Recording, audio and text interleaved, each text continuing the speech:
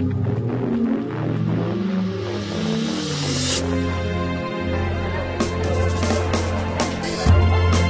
think it's a great opportunity for the industry to get together, to network. Speak to others and kind of steal best practice, and a bit of networking doesn't hurt. The company invested on me to attend this seminar and workshop session, and it's good for us. I found it a really inspiring event last year, and I think even more so this year. The aspiration for the BTSR for this event is to help stimulate a learning community in our industry. And that's the whole point of today, really, is to pool examples of really good practice, to share good ideas. 10 years ago, I used to work with senior managers and say, hey, there's this thing called the internet, and if you want to gather ideas and get some business intelligence, you can put this term in a search engine, it will give you some information.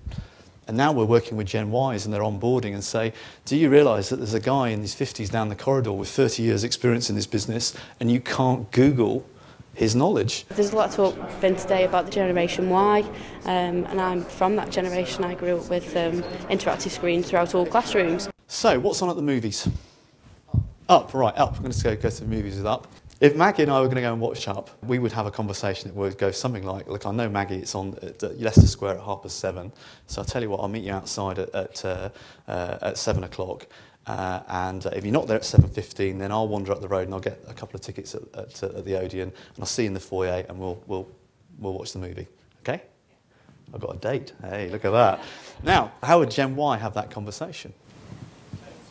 Text. So there's a lot of evidence to show that Gen Y manage projects in this matrix way because they've grown up with this expectation of having real-time synchronous communication between each other. The Learning Conference last year was more of the big picture stuff. What we've done this year is listen to the feedback from last year.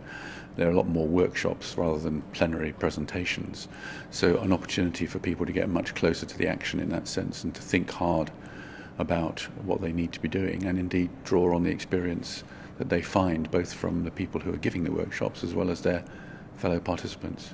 You and Semple did a very interesting talk this morning that was supposed to be about Digital Britain, but really ended up being a lot about social networking. I'm talking here about blogging, Facebook, Twitter. I'm not going How to really reach a community of people who you want to teach. You really have to get out there and get into their own mediums. You know, people get grumpy about the inanity of Twitter. What they don't understand is the inanity just shows you're there. It's like stroking. It's like walking into an office and having a coffee with somebody and saying, hi, what did you watch on the telly at the weekend? It's on that kind of level. He was trying to make the point that Digital Britain should be more about what's on the iPhone, what people are tweeting, you know, how people are going to relate and learn in the future. And it was just really challenging for me to take all that in. How do we teach them, either explicitly or implicitly, what's okay? All right, how many do we have? Don Taylor and Alan Samuel from the Tata Corporation looking at how can e-learning be effectively used by organisations. How many e-learning solutions can you name in 60 seconds, starting now? Twitter, Facebook, Microsoft pages. Things like Twitter, Open University. Yeah. It's put e-learning on the map in a place where it should be looked at more seriously. Does it have an area where learners can actually get together, post up messages, share things, even interact there, even if it was a chat room type? It should, but it doesn't. We're at, ground zero. Right, okay. We've come a long way in the last year, but we have got an awful long way to go. E-learning should never have been purported to save the world or replace the classroom. So many people now are being employed very temporarily, so you've got freelancers who are coming in. There's this huge challenge of the freelance population, which is a transient population. But the liability and responsibility of the employer is no less to a freelancer than it is to an employee.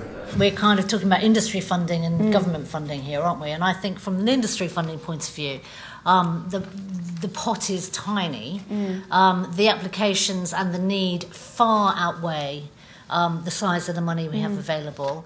What we're hoping is that people will have the opportunity here to learn a little bit more about how they can use limited resources more creatively, more intelligently, more effectively. The really frustrating thing for me is the theme that we're all talking about being quality training rather than numbers. It's so hard to get any funding if you're not turning out the numbers. There's going to be less money for all of this stuff.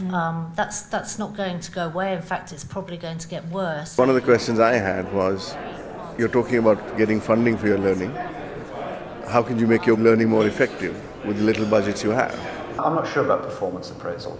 I think it's a great idea, but I've never actually seen it work. The last workshop I was in, it was one that was quite thought-provoking. Not a big fan of coaching. I'm not sure that sitting down with somebody and having a very good conversation is ever going to lead to much other than an enjoyable discussion. It does make you kind of think about things and think, well, do I agree with that? Or is he just doing it to kind of invoke a reaction? You never change the way you do anything, you never adapt. Everything's about the urgency of I must get this on the air at 1 o'clock. I think it's good because it generates debate and you start to question things. I think the danger of all L&D functions and people is to be in the ivory tower. And it's actually creating conversations outside in the tea breaks and the lunch breaks.